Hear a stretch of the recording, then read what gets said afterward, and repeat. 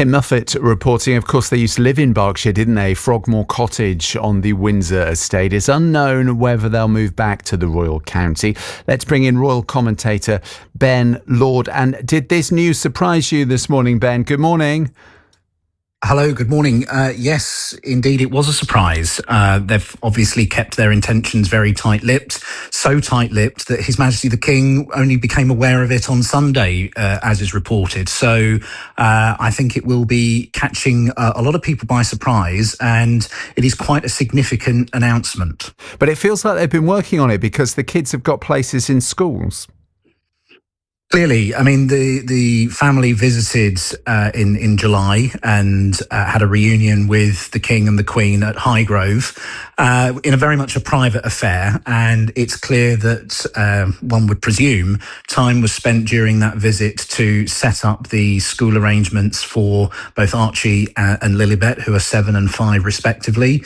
So it would appear that this has not been a knee-jerk decision and that there's been some quite careful considerations undertaken in the weeks building up to this announcement. Do we know if there's been a conversation with Harry's brother William?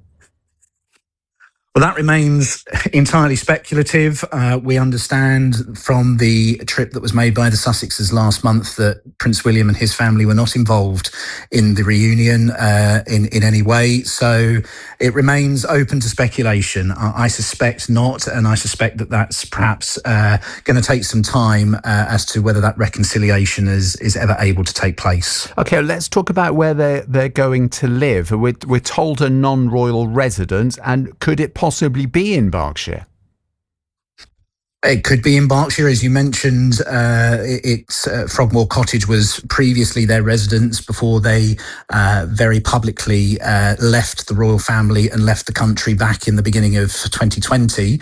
So it could be in Berkshire. There's speculation it could be more in the Cotswolds. But what we do know is that they will be private residents of this country. They will not be resuming any royal working capacities. Obviously, details of their security arrangements will be entirely private, irrespective of whether they were going to become public facing as royal family members or not.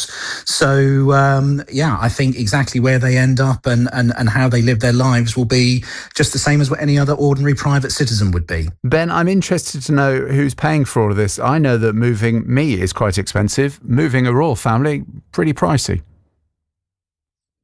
They have said that they're going to keep their base in California, as well as a holiday property that they have in Portugal, not so far away from Harry's cousin, Princess Eugenie. So relocation costs will be relatively modest, even by royal standards, okay, one would presume, because they're not uprooting furniture and fixtures and all of that kind of stuff. But nevertheless, moving an entourage of a young family, whether you're going round the corner locally or moving from one continent to another, is not going to be a cheap undertaking, but will be one that the couple will have to underwrite themselves. OK, interesting. Thank you. Ben Lord, who's a royal commentator on BBC Radio Berkshire. Good morning.